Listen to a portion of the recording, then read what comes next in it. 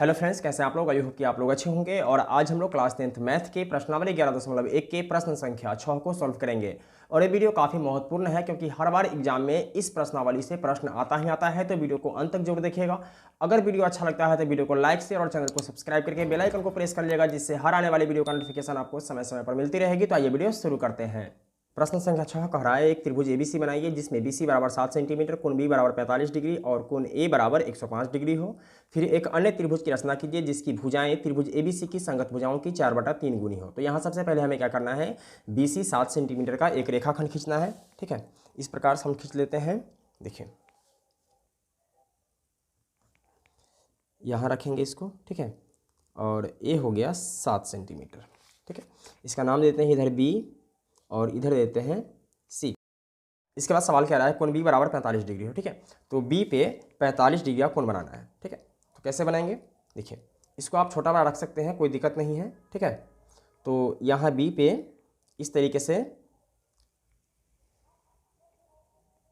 पहला चाप खींच लिया, इसके बाद पहला कट लगाएंगे, इसके बाद दूसरा कट लगाएंगे। ठीक है, और यहाँ लगाएंगे, ए हो जाएगा आपका 90 डिग्री। ठीक है, तो इसको मिला देते हैं। देखिए चूंकि हमें 90 डिग्री का ज़रूरत नहीं है, ठीक है, हमें 45 डिग्री का कोण बनाना है, इसलिए हमें 90 डिग्री बनाना ही पड़ेगा। ठीक है,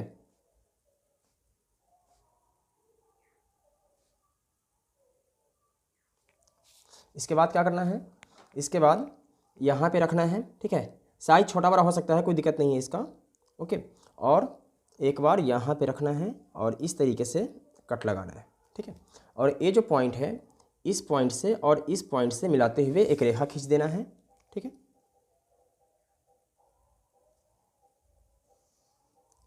ये जो कोण होगा ये होगा 45 डिग्री का। ओके, इसके बाद सवाल कह रहा है कोण ए बराबर 105 डिग्री हो। तो यहाँ ए तो हमें पता ही नहीं है। ठीक है, तब क्या करेंगे, देखिए चूंकि हम लोग जानते हैं कि त्रिभुज के तीनों कोणों का योग क्या होता है, 180 डिग्री होता है। तो हम लोग लिखेंगे, देखिए चूंकि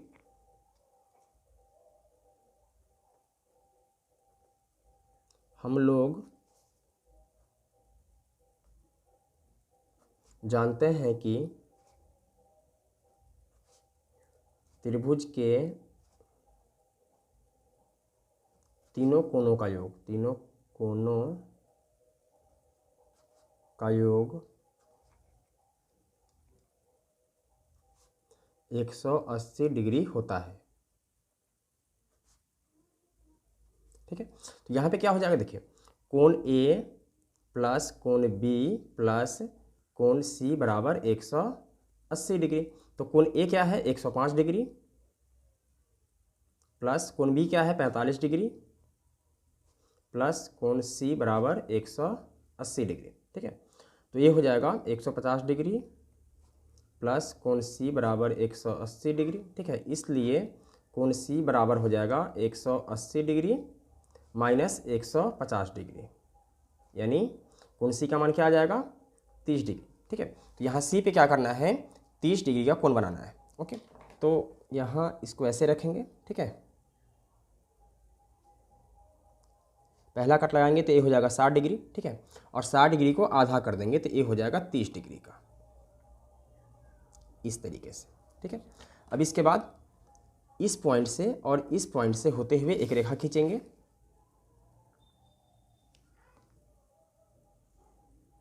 ठीक है, ये हो जाएगा 30 डिग्री का। ठीक, और ये क्या हो जाएगा, ये हो जाएगा 105 डिग्री का, जैसा कि हमारे सवाल में कहा जा रहा था कि कोण ए बराबर 105 डिग्री हो। ठीक है, और तीनों को जोड़ेंगे तो क्या हो जाएगा, 180 डिग्री हो जाएगा। ठीक है, यहाँ दे देते हैं इस पॉइंट का नाम ए। ठीक है, अब हमारे पास त्रिभुज ए बी सी तैयार हो गया। ठीक है, अब क्या करना है, इसके समरूप अन्य त्रिभुज का निर्माण करना है। ठीक है, इसके लिए क्या करेंगे, देखिए इसके लिए हमें करना होगा बी पर न्यून कोण खींचना होगा। ठीक है, तो यहाँ बी पे किसी प्रकार का न्यून कोण आप खींच सकते हैं, कोई दिक्कत नहीं है। ऐसा नहीं है कि इसी एंगल का खींचा जाए, थोड़ा आप ऐसे भी कर सकते हैं, थोड़ा ऐसे कर सकते हैं, कोई दिक्कत नहीं है। ठीक है, और इस रेखा का नाम दे देते हैं एक्स। ओके, अब हमारा सवाल कह रहा था कि 4/3 गुनी हो। ठीक है, तो सबसे बड़ा क्या है, 4 है। ठीक, तो यहाँ क्या करना है कि बी से 4 बराबर चाप खींचना है। ठीक है, तो आइए खींच लेते हैं। देखिए थोड़ा छोटा कर लेते हैं, 1 2 3 और ए हो जाएगा 4। ठीक है, इसके बाद इसका नाम दे देते हैं, ए बी है तो ए हो जाएगा B1, ए हो जाएगा B2 और ए हो जाएगा B3 और ए हो जाएगा B4। ठीक है, हमने 4 बराबर चाप खींच लिया। ठीक है, इसके बाद देखिए 4/3 है तो नीचे वाले से पहले मिलाते हैं। ठीक है, तो नीचे क्या है 3 है, तो इस 3 से क्या करेंगे, C को मिला देंगे, यानी कि B3 से C को मिला देते हैं। ओके, ये मिला दिया। इसके बाद B4 से यहाँ एक रेखा खींचना है जो B3C के समांतर हो। ठीक है, तो इसके लिए क्या करना पड़ेगा, BC को थोड़ा सा बढ़ाना पड़ेगा आगे। ठीक है, तो ये हमने BC को थोड़ा सा आगे बढ़ा लिया। ओके, इसके बाद समांतर खींचना है तो देखिए यहाँ पे इसको रखेंगे और इस तरीके से थोड़ा छोटा बड़ा कर सकते हैं, कोई दिक्कत नहीं है। ठीक है, इस तरीके से यहाँ चाप खींचेंगे और B4 से भी चाप खींचेंगे।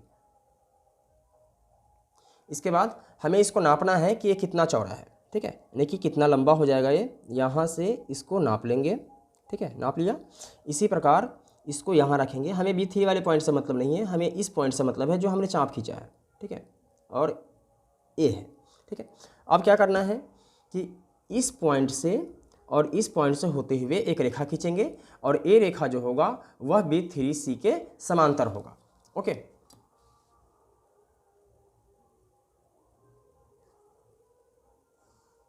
चलिए इसके बाद AC के समांतर एक रेखा खींचना है। ठीक है, चलिए इसका नाम देते हैं D।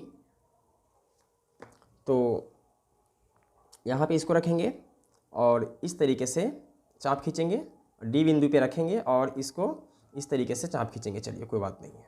ओके, इसके बाद यहाँ रखेंगे और इसको नापेंगे कि कितना लंबा है, इतना है। ठीक है, तो यहाँ रख के इसको काट लेंगे। इसके बाद इस पॉइंट से और इस पॉइंट से होते हुए एक रेखा खींचेंगे।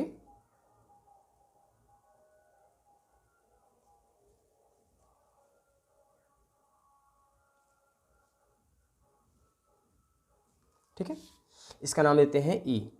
ठीक है, इस प्रकार क्या हुआ, हमारा त्रिभुज का निर्माण हो गया। ओके, अब हमें लिखना है रचना के चरण। तो आइए लिख लेते हैं। देखिए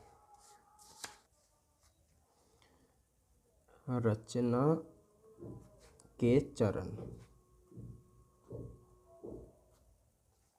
नंबर 1, देखिए हमने सबसे पहले क्या किया कि 7 सेंटीमीटर का एक रेखाखंड BC खींचा। ठीक है, तो लिखेंगे BC बराबर 7 सेंटीमीटर का एक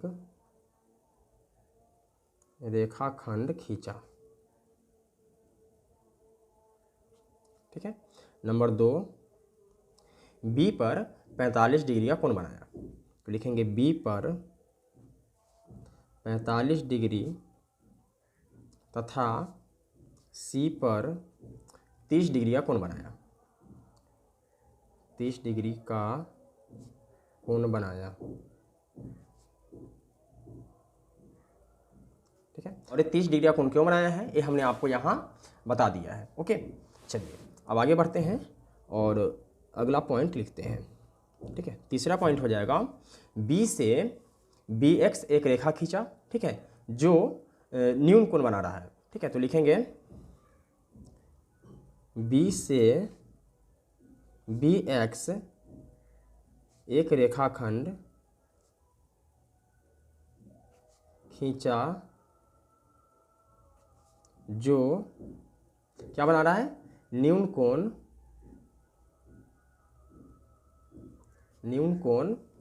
CBX बना रहा है। ठीक है, तो लिखेंगे कोण CBX बनाता है।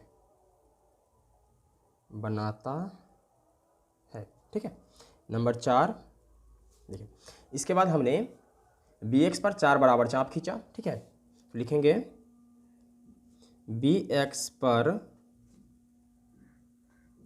4 बराबर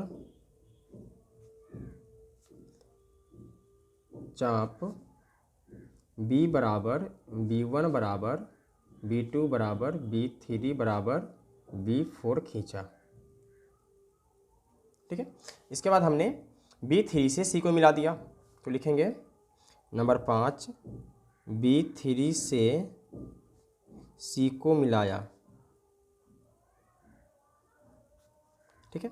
नंबर 6 देखिए, B3C के समांतर B4D खींचा, ठीक है, जो BC से बढ़ाए गए भुजा पर D बिंदु पर मिलता है, ठीक है। तो लिखेंगे B4 से B4D समांतर B3C खींचा,